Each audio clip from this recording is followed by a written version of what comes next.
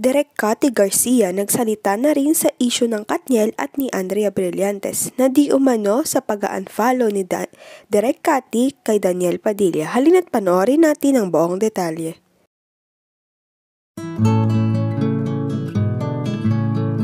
Wala nga raw katotohanan na lumalabas na chismis na ina-unfollow ni Direk Cathy si DJ sa Instagram dahil unang-una pa lang ay hindi naman daw niya ito pinapalo.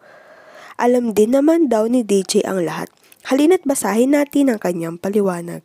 Mga bakla, huwag niyo na po ako idamay dito. Wala talaga kayong makikitang supremo DJ sa followed ko dahil hindi ko naman siya pinapalo noon pa. Di ko alam kung totoong account niya kasi 20 nga lang pinapalo ko noon pa, kaya wag na po nating gawing issue. Ayon sa kanya, hindi naman daw niya alam kung totoong account ni Daniel ang Supremo DP at hindi rin naman pala post si Daniel sa kanyang account. Wala rin naman daw siyang alam sa issue na kumakalat ngayon. Nag-comment pa nga si Denise Laurel ng, "Nay, I heard your voice in my head as I read your caption. Tawa ako mag-isa, legit, I miss your hugs."